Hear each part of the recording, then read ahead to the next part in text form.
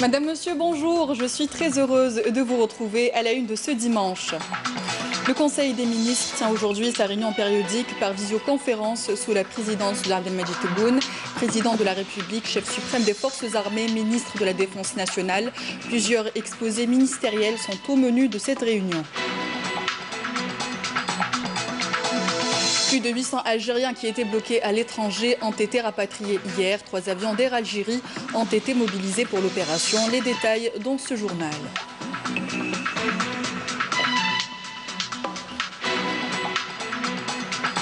Dernier bilan de coronavirus en Algérie, 133 nouveaux cas confirmés au Covid-19, 127 guérisons et 8 décès ont été enregistrés.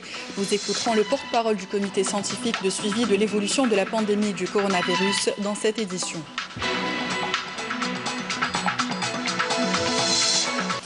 Bienvenue à tous. Comme je vous le disais en titre, le Conseil des ministres tient aujourd'hui sa réunion périodique par visioconférence sous la présidence d'Abdelmadjid Tebboune, président de la République, chef suprême des forces armées, ministre de la Défense nationale.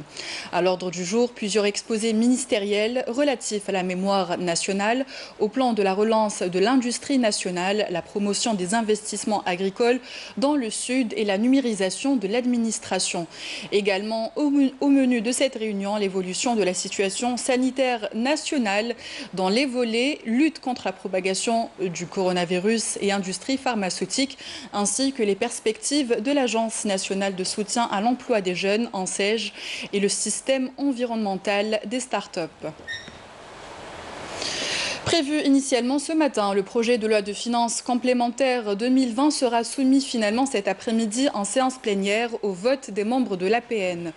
À noter que la commission des finances de l'Assemblée populaire nationale avait approuvé un amendement dans le PLFC 2020 portant réduction des augmentations des taxes sur les véhicules touristiques légers.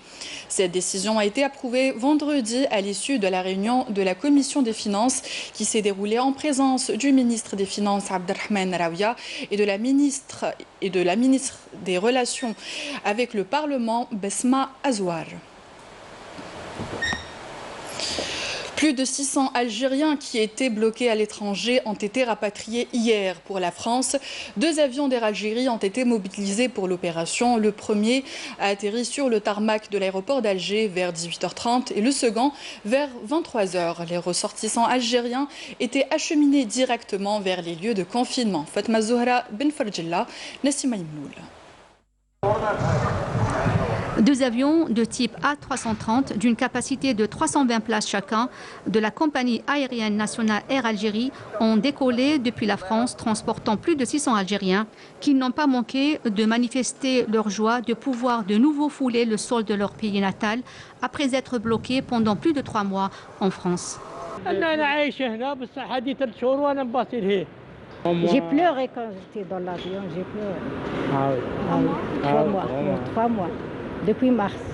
Je voudrais seulement féliciter et rendre hommage à tous les décideurs qui ont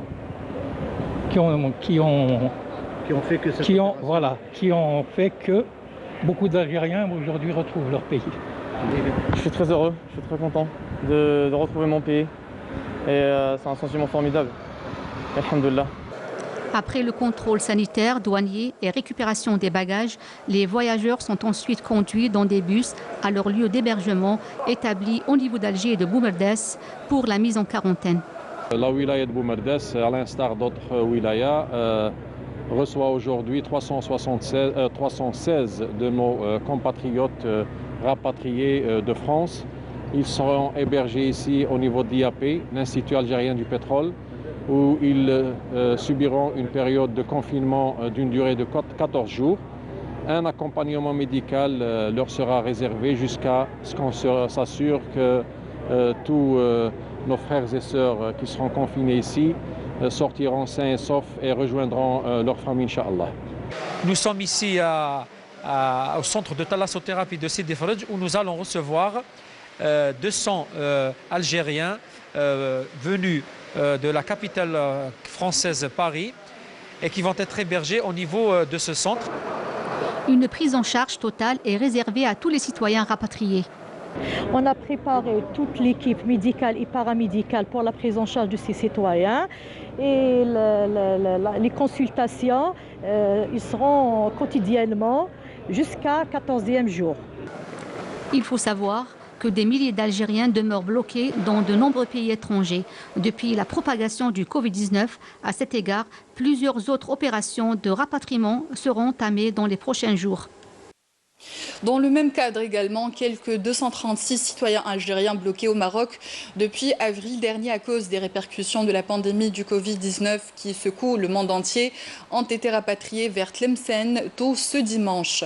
Les citoyens rapatriés à bord d'un avion de la compagnie nationale Air Algérie sont arrivés à 1h du matin à l'aéroport Missali Hadj de Tlemcen en provenance de Casablanca avant qu'ils soient dirigés vers 2 hôtels, lieu de leur confinement de 14 jours dans le cadre des dispositions préventives contre la propagation du coronavirus.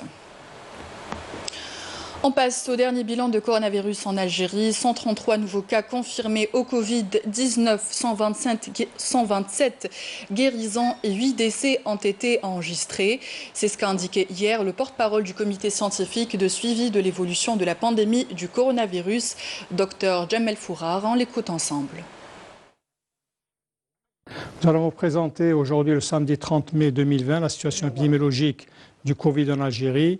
C'est une évaluation des 24 dernières heures qui porte sur le nombre de cas notifiés par les établissements, différentes structures de santé, également sur les résultats des laboratoires régionaux de virologie. Concernant les principaux indicateurs, nous avons enregistré 133 nouveaux cas au cours des 24 dernières heures, 127 patients guéris, 28 patients sont actuellement en soins intensifs et nous avons enregistré malheureusement 8 décès. Concernant les cas confirmés, nous avons donc eu 133 nouveaux cas et surtout les wilayas d'Alger, Blida, Sétif et Constantine et Larouat ont enregistré le plus de cas.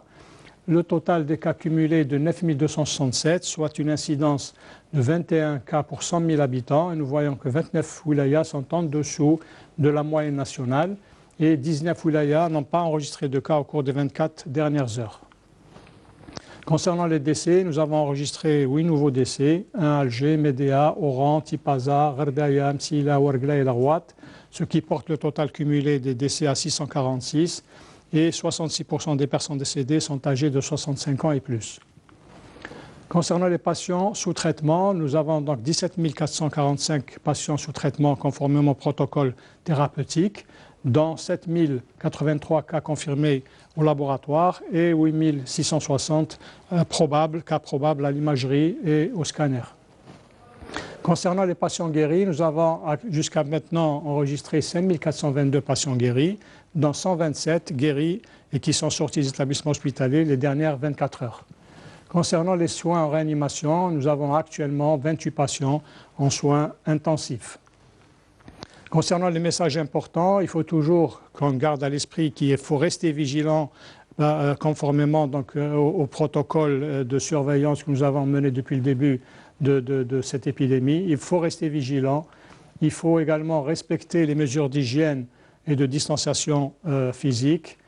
Le respect des règles de confinement est également très important, mais surtout également le port du masque qui est maintenant obligatoire. Merci de votre attention.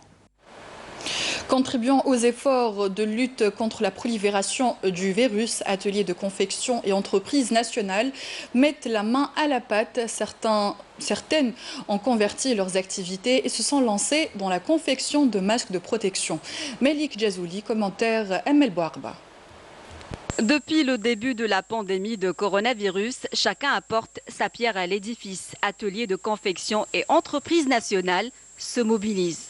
Comme ici à l'établissement d'apprentissage et de couture d'Alger qui veille à la confection de masques de protection afin de les distribuer gratuitement aux employés des administrations publiques.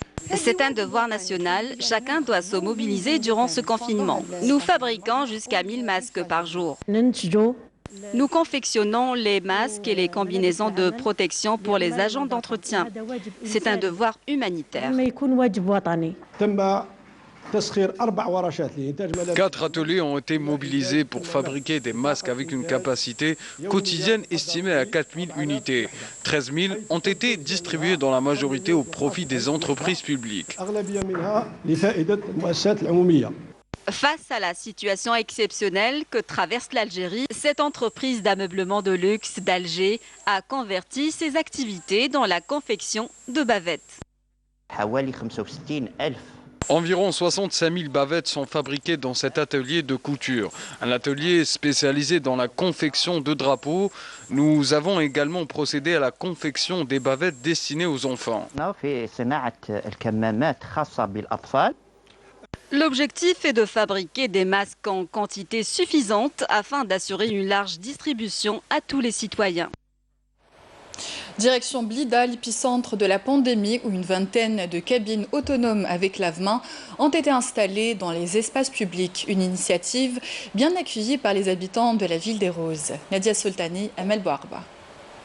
Voici des cabines lave-mains mises à la disposition des citoyens dans les places publiques et les lieux de grande affluence à Blida. L'exemple dans la très fréquentée place du 1er novembre. Grâce à ces cabines, les citoyens peuvent se laver les mains à tout moment, un des plus importants gestes barrières pour freiner la propagation du coronavirus. La wilaya de Blida bénéficiait d'une vingtaine de cabines lave-mains offertes par une entreprise privée spécialisée dans la construction modulaire et installation de bases de vie. Une initiative concrétisée avec le soutien du club des entrepreneurs et industriels de la Mitidja.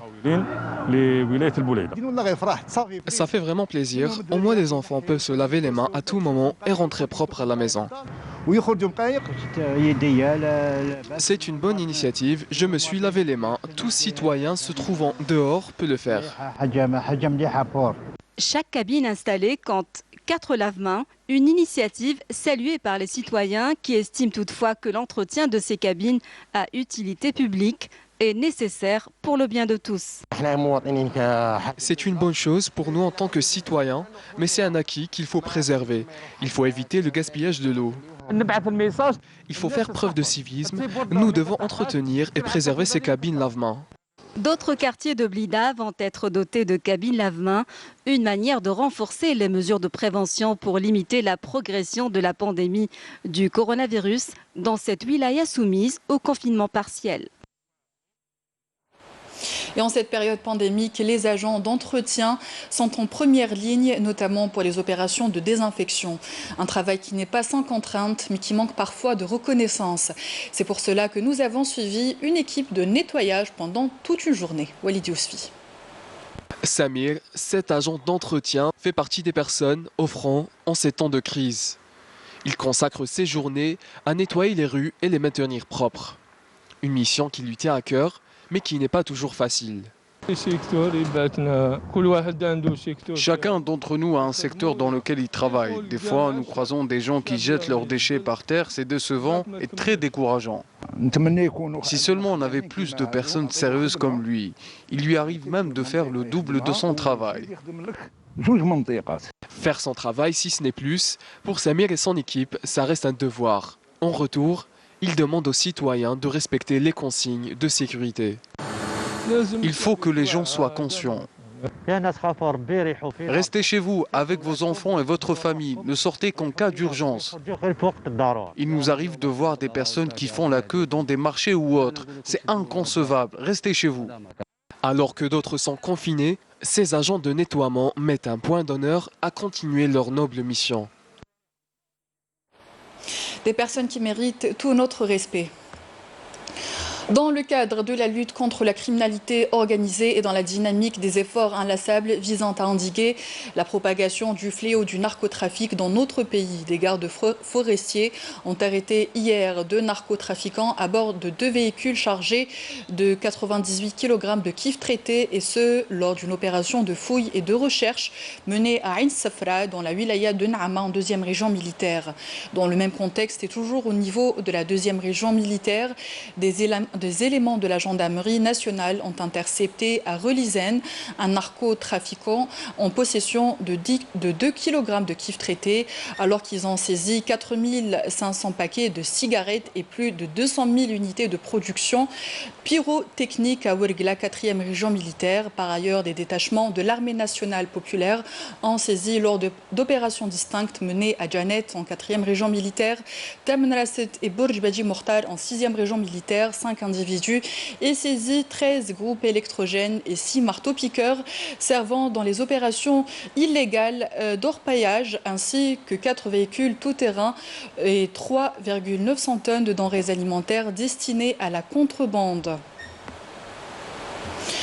Une secousse tellurique d'une magnitude de 3,6 sur l'échelle ouverte de Richter a eu lieu aujourd'hui à 2h52 dans la wilaya de Chlef, a indiqué le Centre de recherche en astronomie, astrophysique et géophysique, le CRAG, dans un communiqué. L'épicentre de la secousse a été localisé à 15 km sud-est de Bni Hawa, wilaya de Chlef, a précisé la même source. Sans transition, on passe à l'actualité internationale. Nous ferons 3 escales, Afghanistan, États-Unis et Italie.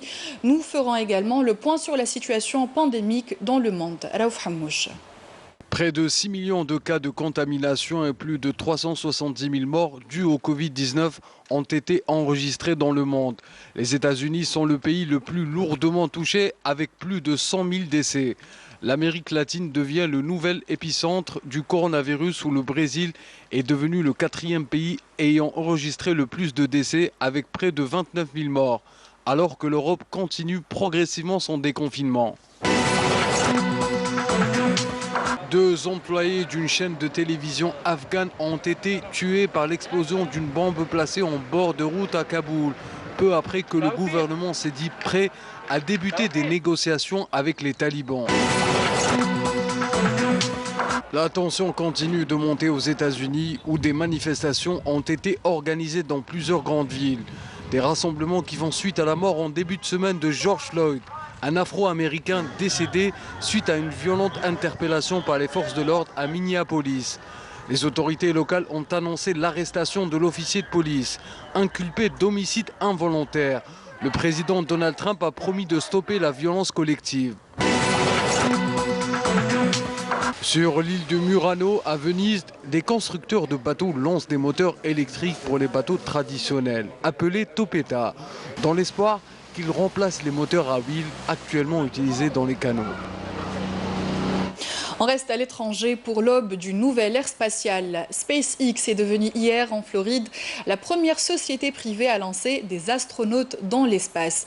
Un succès historique qui offre aux États-Unis un nouveau moyen de transport spatial après 9 ans d'interruption. Petit point brûlant s'évanouissant dans le ciel, la fusée a propulsé les astronautes Bob Behnken et Doug Hurley en 10 minutes 200 km au-dessus des océans, filant à 20 fois la vitesse du son vers la Station spatiale internationale ISS, à laquelle ils s'amarreront automatiquement aujourd'hui à 14h27 GMT. C'est tout se poursuit normalement. Leur ascension hypersonique a été retransmise en direct par des caméras à l'intérieur de leur capsule Crew Dragon. Engine has ignited and is now carrying Bob and Doug into orbit. Fin de ce journal, merci à vous d'y avoir prêté attention. Vous pourrez suivre le reste de l'actualité sur les adresses qui s'affichent en bas de votre écran. Sinon, vous avez rendez-vous tout de suite avec Mina Abed pour la météo. Excellente journée à tous et à demain.